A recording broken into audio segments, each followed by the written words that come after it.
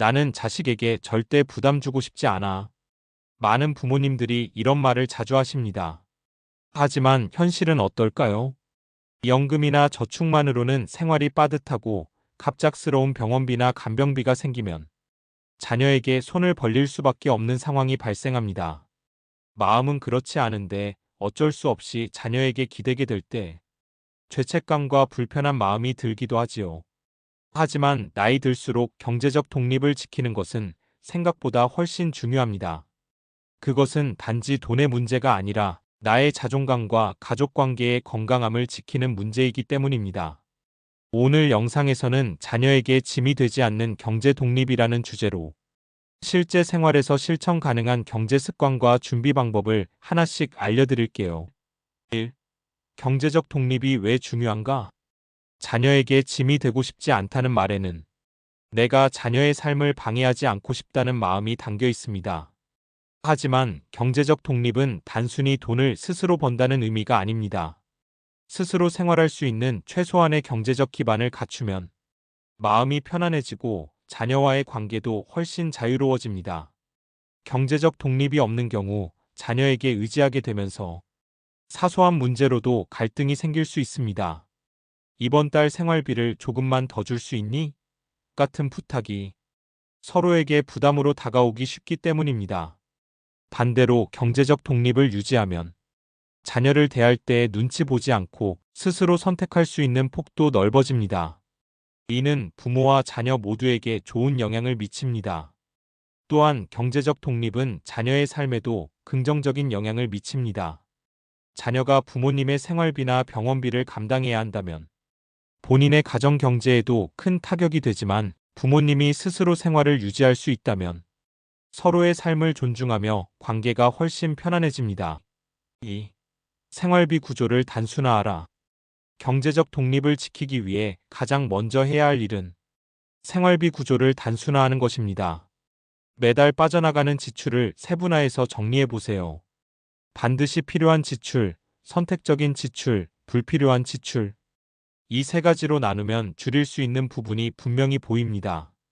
예를 들어 IPTV 요금제를 저렴한 것으로 바꾸거나 중복된 보험을 정리하는 것만으로도 한 달에 5만 10만 원 이상을 아낄 수 있습니다. 이 절약된 금액은 비상금으로 모아두는 것이 좋습니다. 생활비를 줄이는 건 단순히 돈을 아끼기 위해서가 아니라 내가 가진 자원 안에서 안정적으로 살기 위해서입니다. 여기에 추가로 각종 공공요금 할인 제도도 적극 활용하세요. 전기가스 요금 경감, 교통비 우대, 건강검진 지원 등 시니어가 누릴 수 있는 혜택이 많지만 잘 모르고 지나치는 경우가 많습니다.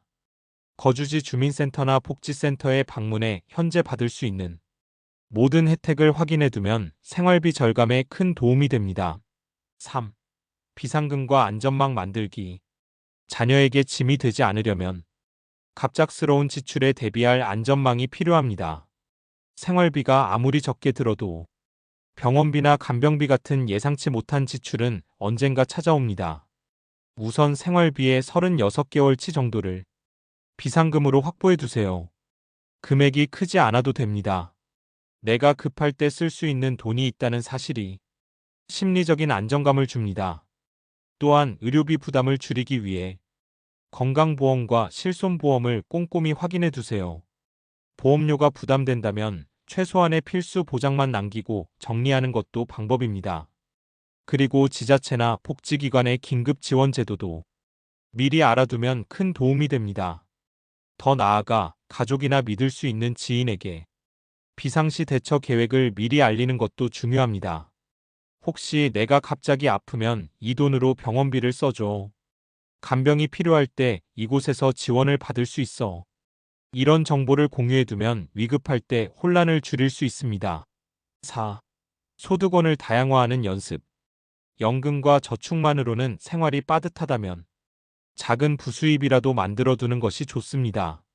앞서 소개했던 소소한 부수입 아이디어처럼 시간과 체력에 맞는 일을 찾아보세요. 지역 아동센터에서 아이들 책 읽어주기, 동네 반찬 모임에서 반찬을 만들어 판매, 간단한 글쓰기, 리뷰 작성, AI 데이터 입력 같은 온라인 작업. 이런 일들은 큰 돈은 아니지만 매달 일정한 수입이 생긴다는 점에서 큰 힘이 됩니다.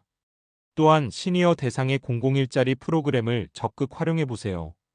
도서관 사서 도우미, 공공시설 안내원, 전통시장 환경미화 등 가벼운 업무로 일정 기간 근무하며 소득을 얻을 수 있습니다. 이런 프로그램은 근로시간이 짧고 체력 부담이 적어 60세 이후에도 충분히 가능합니다. 무엇보다 이런 소득 활동은 경제적 여유뿐 아니라 자존감을 높이고 사회와의 연결을 유지하는 데도 큰 의미가 있습니다. 5. 자녀와의 돈 대화법. 마지막으로 자녀와 돈에 대해 솔직하고 건강하게 대화하는 법을 익히는 것이 중요합니다.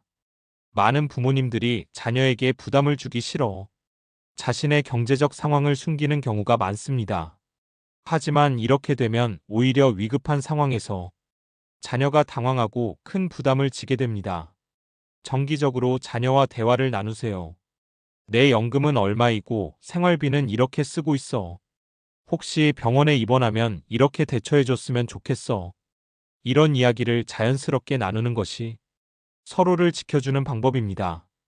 자녀와 미리 상의해두면 부모님을 위해 무엇을 준비해야 하는지 자녀 입장에서도 계획을 세울 수 있습니다. 이 과정에서 부모는 자녀에게 짐을 지우지 않으면서 상호 신뢰를 쌓을 수 있습니다. 자녀에게 짐이 되지 않으려면 경제적 독립을 지키는 것이 무엇보다 중요합니다. 하지만 그 독립은 거창한 것이 아니라 생활비 구조를 단순화하고 비상금을 확보하고 작은 소득원을 만들어두는 작은 습관에서 시작됩니다. 그리고 무엇보다 중요한 건 자녀와 돈에 대해 솔직하게 이야기하는 것입니다. 이 대화는 부모와 자녀 모두에게 마음의 짐을 덜어주는 지혜로운 방법입니다. 함께 해주셔서 감사합니다. 오늘도 당신의 하루가 따뜻하길 바랍니다. 구독과 좋아요는 작은 인사입니다.